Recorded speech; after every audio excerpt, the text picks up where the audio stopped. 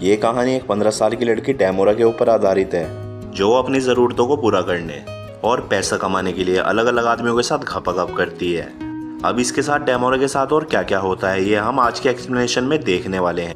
डेमोरा का एक बॉयफ्रेंड भी होता है और डेमोरा और उसका बॉयफ्रेंड अपना स्कूल ख़त्म करके कहीं जा रहे होते हैं। वो दोनों जंगल में मंगल करने के लिए जाते हैं और वहाँ पहुँचते ही उसका बॉयफ्रेंड बिना कुछ देरी करे उसकी ठुकाई करना शुरू कर देता है। पर डेमोरा उसे रोक देती है और वो उसे कहती है कि अभी मैं इसके लिए तैयार नहीं हूँ। इसके बाद डेमोरा अपने घर पर आती है, जहाँ पर उसकी मॉम उसे बताती है कि उन्हें जॉब से निकाल दिया गया है। डेमोरा अपनी मॉम और छोटे भाई के साथ नाना नानी के घर पर रहती थी, क्योंकि डेमोरा के डैड के जाने के बाद उनकी फाइनेंशियल कंडीशन बहुत ज़्यादा ख़राब हो चुकी थी। डेमोरा की मॉम को उसकी पॉकेट मनी देने के पैसे भी नहीं थे, जिस वजह से डेमोरा उन पर काफ़ी गुस्सा करती है और इसी के चलते दोनों में बहस हो जाती है। अब डेमोरा काफ़ी शौकीन लड़की थी, जिसे अपने सभी शौक पूरे करने थे। फिर अगले दिन स्कूल में डेमोरा एक लड़की को देखती है, जो किसी के साथ बहुत ही महंगी कार में स्कूल आई थी। वो लड़की सिगरेट जलाने के लिए सबसे लाइटर मांग रही होती है, पर किसी के पास भी लाइटर नहीं होता। लेकिन तभी डेमोरा भागकर उस लड़की के पास जाती है और वो उसे लाइटर देती है। तभी डेमोरा उस लड़की से कहती है कि मैं तुम्हारे घर के पास ही रहती हूँ, पर वो लड़की डेमोरा की बात को इग्नोर करती है और उसे थैंक्स कहकर वहाँ से चली जाती है। अब नीचे डेमोरा का बॉयफ्रेंड उसका वेट कर रहा होता है, पर डेमोरा को इससे घंटा फर्क नहीं पड़ता, क्योंकि डेमोरा उस लड़के से काफ़ी इम्प्रेस हो गई थी और वो बस उससे दोस्ती करना चाहती थी ताकि वो उसी की जैसी लाइफस्टाइल जी सके। अब स्कूल ख़त्म होने के बाद डेमोरा अपने दोस्तों के साथ कुछ कपड़ों की शॉपिंग करने जाती है।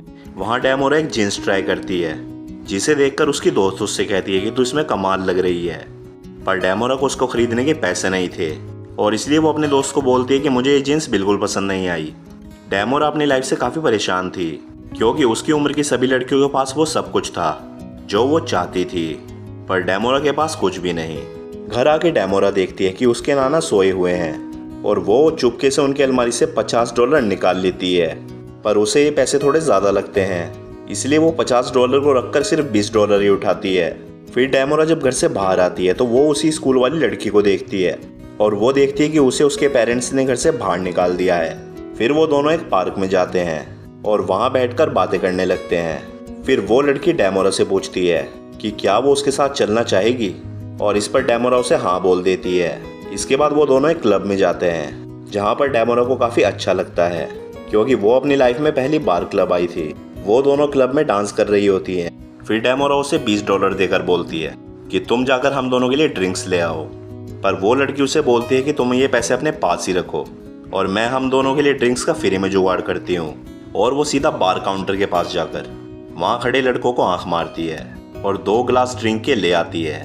अब ये देखकर डेमोरा उससे पूछती है कि तुमने ये कैसे किया, जिस पर वो लड़की उसे बोलती है कि ये एक सीक्रेट है, और वो दोनों फिर क्लब से निकल जाते हैं। रास्ते में डेमोरा उससे बोलती है कि मुझे उस सीक्रेट के बारे में जानना है, तो दूसरी लड़की उसे बताती है कि मैं एक ऐसी जगह पर काम करती हूँ जहाँ तुम्हें बहुत सारे लड़कों के साथ काम करना होगा और उनकी हर बात माननी होगी।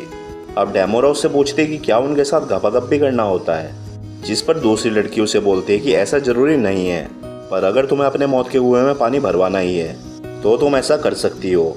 इसके साथ वो उसे ये भी बताती है कि इस काम में तुम्हें अपना एक यूनिक नेम रखना होगा, और वो डेमोरा का नाम बो रख देती है। फिर डेमोरा अपनी मॉम से $5 अपनी पॉकेट मनी मांगती है, पर उसकी मॉम उसे मना कर देती हैं और वो कहती है कि तुम पहले ही $20 ले चुकी हो। अब इस पर डेमोरा को काफ़ी गुस्सा आ जाता है और वो अपनी सहेली को कॉल करती है और वो उसको बोलती है कि मुझे भी तुम्हारी तरह घपाघप वाला काम करना है, जिससे मैं ढेर सारे पैसे कमाकर अपनी इच्छाएं पूरी कर सकूं। इसके बाद वो लड़की डेमोरा को एक आदमी से मिलवाती है, जो एक दलाल होता है। फिर वो आदमी डेमोरा से उसकी उम्र पूछता है, तो इस पर डेमोरा उसे 18 साल बताती है। इसके बाद वो आदमी डेमोरा को अपने साथ ड्राइव पर ले जाता है और उसे साथ ही ढेर सारी शॉपिंग भी करवाता है, और इससे डेमोरा काफ़ी खुश हो जाती है। अब घर आकर डेमोरा अपनी मॉम को बताती है कि उसे एक होटल में एक जॉब मिल गई है, जहाँ उसकी शिफ्ट दिन और रात कभी भी हो सकती है।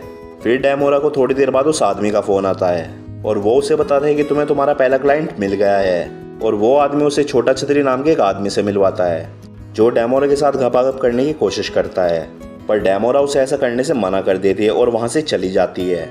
फिर रात को वो दलाल डेमोरा पर काफ़ी गुस्सा करता है और वो उसे कहता है कि वो आदमी हमारा रेगुलर कस्टमर है, इसलिए तुम उसे ऐसे मना नहीं कर सकती। फिर वो डेमोरा को कुछ पैसे देता है, जिससे वो बहुत खुश हो जाती है अब अगले दिन डेमोरा अपनी सहेली से पूछती है कि क्या तुमने किसी के साथ गपागप किया है, जिस पर वो लड़की उसे बोलती है कि लाखों बार।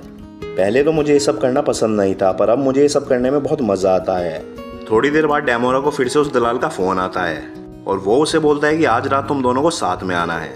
फिर वो रात को दोनों एक साथ में पार्टी में जाती हैं और वहाँ पर वो लड़कों के साथ पूरी रात गपागप करती हैं। अब अगले दिन उस दलाल का डेमो को एक मैसेज आता है और बताता है कि तुम्हारा क्लाइंट तुम्हारा इंतज़ार कर रहा है, इसलिए तुम्हें अभी आना होगा। अब डेमोरा के पास कोई ऑप्शन नहीं था, इसलिए वो अपने स्कूल में बीमारी का बहाना लगाकर वहाँ से चली जाती है। फिर क्लाइंट के पास पहुंचकर डेमोरा देखती है कि ये तो वही छोटा छतरी है जो उस रात अपनी छतरी खोल नहीं पाया था। पर इस बार छोटा छतरी अपना टाइम वेस्ट ना करते हुए सीधा डेमोरा पर टूट पड़ता है और वो उसे वहीं पेलना शुरू कर देता है। अब पेलन कार्यक्रम खत्म होने के बाद डेमोरा काफी उदास लग रही थी, पर तभी वो दलाल उसे बोलता है कि जब तुम्हारा स्कूल खत्म हो जाएगा तो मैं तुमसे शादी कर लूंगा। और ये सुनकर डेमोरा को काफी अच्छा लगता है। अब डेमोरा का डर बिल्कुल खत्म हो चुका था और वो किसी के साथ भी गपागप करने के लिए तैयार थी। डेमोरा एक एक करके अपने सभी क्लाइंट्स के साथ पलंग तोड़ गपागप करती है, जिससे वो ढेर सारा पैसा भी कमा लेती है। फिर अगले दिन डेमोरा के भाई का बर्थडे होता है और घर पर सभी लोग मिलकर दारू पार्टी करते हैं। तभी डेमोरा को उस दलाल का फ़ोन आता है और वो अपनी मॉम को बोलती है कि मुझे एक इम्पोर्टेंट काम के लिए होटल वापस जाना होगा।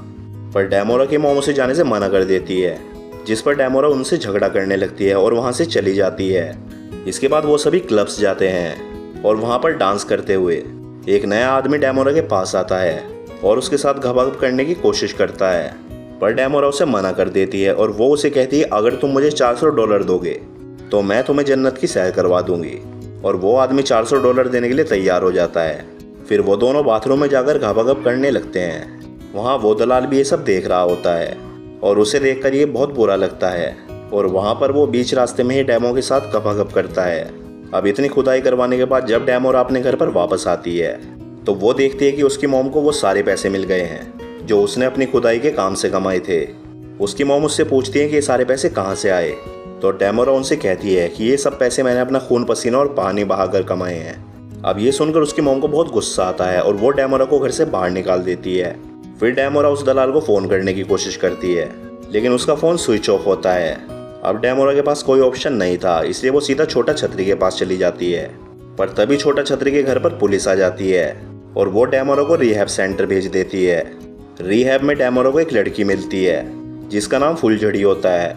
डेमोरा की फुलझड़ी से अच्छी दोस्ती हो जाती है और वो उस दलाल का नंबर उसे देकर बोलती है तुम इसे कॉल करो ताकि ये आकर मुझे यहाँ से ले जाए। अगले दिन डेमोरा की मॉम उससे मिलने आती है, पर डेमोरा उनसे काफ़ी गुस्सा थी, इसलिए वो उनसे कोई भी बात नहीं करती। फिर उसके अगले दिन डेमोरा के नाना भी उससे मिलने आते हैं और वो उससे कहते हैं कि तुम्हारी मॉम ने तुम्हें यहाँ भेजकर बिल्कुल सही किया।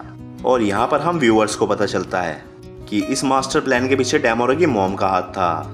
अब कुछ दिन रिहैब में बिताने के बाद डेमोरा वहाँ से छूट जाती है और वो सीधा उस दलाल के पास जाती है और वो आदमी डेमोरा के बाल काट देता है ताकि कोई भी उसे पहचान न सके। और वो उसे ये भी बताता है कि जब तुम यहाँ पर नहीं थी तो मेरा काम पूरी तरीके से बंद हो गया था और खर्चा चलाने के लिए मैंने उधार पैसे लिए थे जिसे मुझे अब चुकाने हैं। इस पर डेमोरा उसे बोलती है कि अब वो ये काम दोबारा नहीं करेगी। डेमोरा से मिलने वहाँ पर उसकी वो सहेली भी आती है जो अब बहुत ज़्यादा कमज़ोर हो चुकी थी। थोड़ी देर बाद डेमोरा देखती है कि कुछ आदमी उसके दलाल से मिलने के लिए आए हैं और वो उन्हें अपनी आईडी दिखा रहा है।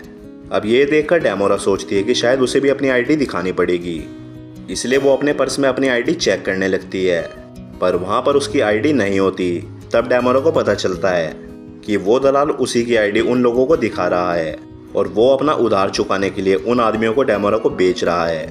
अब ये देखकर डेमोरा वहाँ से भागने की कोशिश करती है, पर घर के सारे दरवाजे बंद होते हैं। फिर डेमोरा अपनी मॉम को कॉल करने की कोशिश करती है, पर तभी वहाँ पर एक आदमी आता है और चमेली और डेमोरा को साथ में पकड़कर लेकर अपनी वैन में ले जाता है। फिर रात को वो सुट्टा मारने के लिए एक जगह पर रुकते हैं, पर तभी डेमोरा मौका देखकर उनका फ़ोन चुरा लेती है और वो वैन का गेट खोलकर वहाँ से भाग जाती है। अब वो लोग उसकी सहेली को तो पकड़ लेते हैं, पर डेमोरा वहाँ से भागने में कामयाब रहती है। इसके बाद डेमोरा अपनी मॉम को कॉल करती है और उनको बोलती है कि मैं घर आ रही हूँ। और इसी के साथ ही ये मूवी यहीं पर ख़त्म हो जाती है।